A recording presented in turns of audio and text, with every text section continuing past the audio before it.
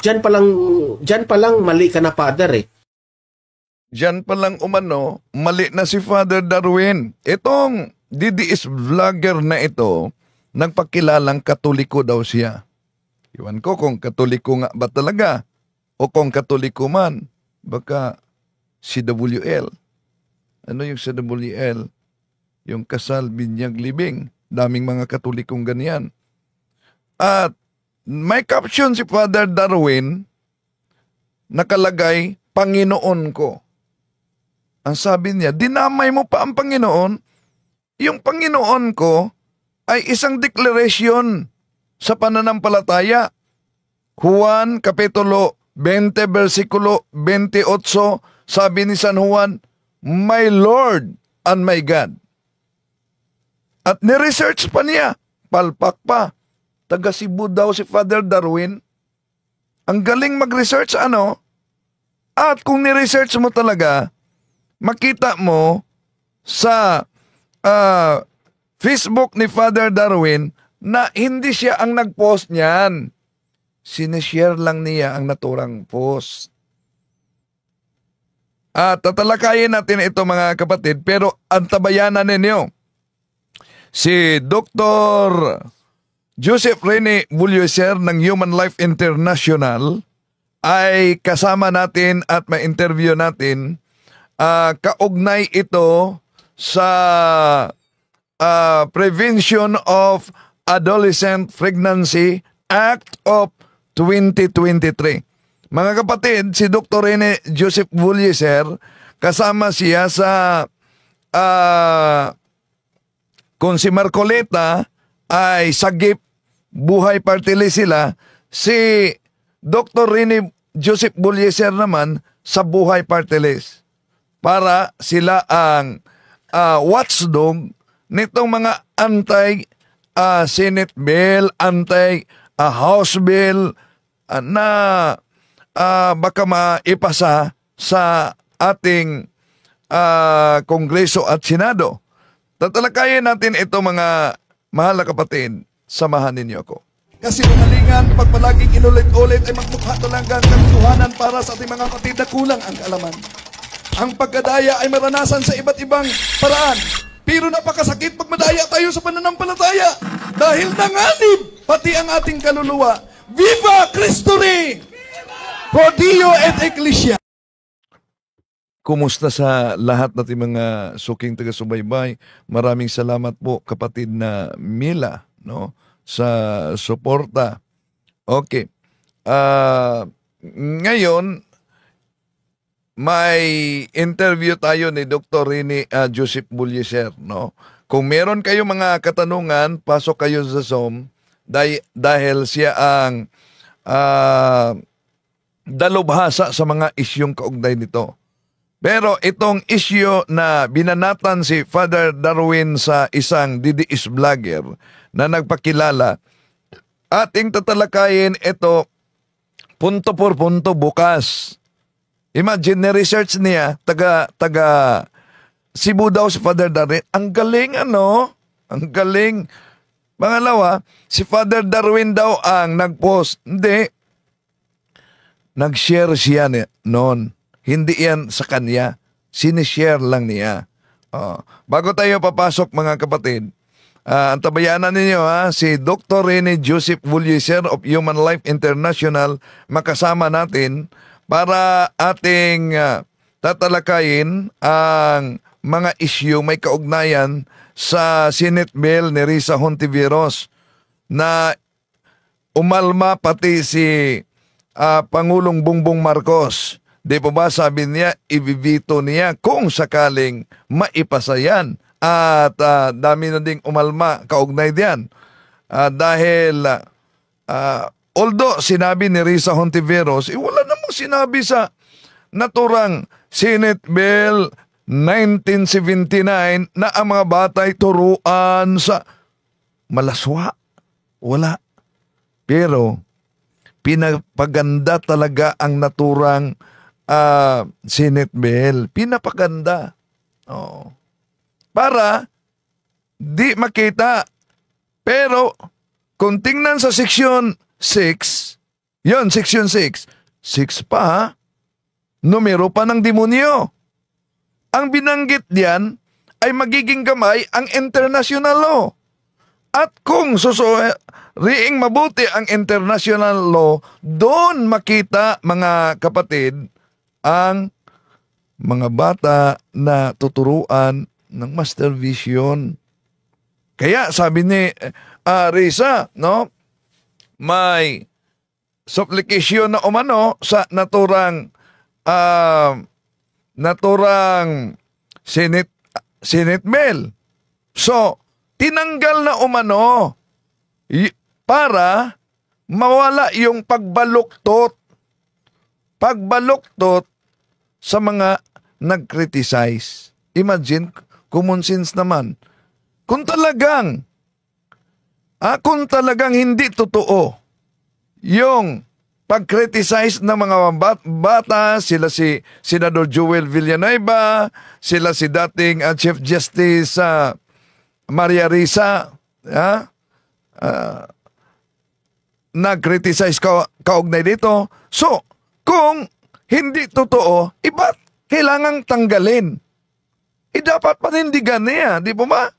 Oh. So, welcome sa lahat nating mga kapatid na sumusubaybay ngayon. Mainit na talakayan ngayon. Mga kapatid, maraming salamat kapatid na Mila, maraming salamat.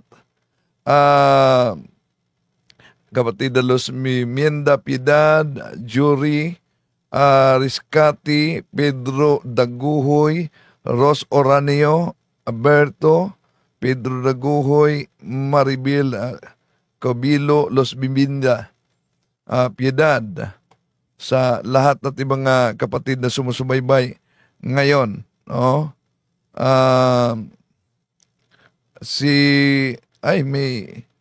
May muros na pasok si Hazam Abdul Aziz, pinanaligang batayan ni Talibong at mula sa personal ng isang tao. Oh, hello.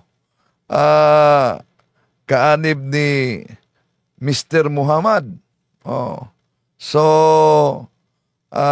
sa mga Muslim na nagsubaybay ngayon, no? At kaanib sa relihiyong Muhammad, welcome po kayo dito. No? At sa lahat nating mga kapatid na sumusubaybay. So, eto, bago tayo papasok sa punto por punto, ito ang bahagi mga kapatid. Nauna na nating tinatalakay ito, no? Sinagot na natin ito. Kaugnay sa anti-crucifix bill ni Marcolita noon. So, si Father Darwin, nag-share kasi si Father Darwin ng isang post na kumalat. Ito'y kumalat na post na nauna sinagot din ni Marcolita. Na matagal na umano yon, sa Athens Congress pa yon. At di na umano yon na refile sa 19th Congress dahil inilibing na nila yon. Winidraw sa preliminary hearing nila dahil umani ng iba't ibang pagbatikos. Alang naman na di umani ng pagbatikos, lalo na itong nagpakilalang Katoliko daw umano siya. Etong si Marcolita sa Sagip Party List ito siya. No? Sagip Party List, Rodante Marcolita. At kaanib ng Iglesia ni Kriston Tatag ni Felix Manalo. So, sa Athens Congress, yon House Bill na 4633 ba yon? House Bill 4633. No? Kaugnay sa optional na sinabi niya sa pagpatanggal ng mga crucifix. Yon ang nakaani ng iba't ibang mga reaksyon. Dahil una, si Marcolita na siya ang sponsor sa House Bill 4633 kasi ay isang kasapi sa Iglesia ni Cristo 1914 na tatag ni Felix Manalo. At ang cross na, imagine, sa Athens Congress yun, bago pa lang si Marcolita noon, di pa lubos kilala si Marcolita noon, Athens Congress ha. Oh. Ibig sabihin, malaking posibilidad na pinag-aralan niya, una, na kung pumutok ang isyo, pwedeng magiging kilala siya, magiging magamit na kapital to.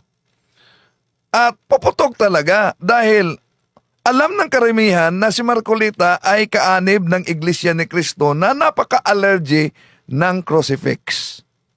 Yun ang binanata ng mga ministro ni Felix Manalo sa kanilang mga pangdodoktrina at sa mga propaganda nila, no? So, yun.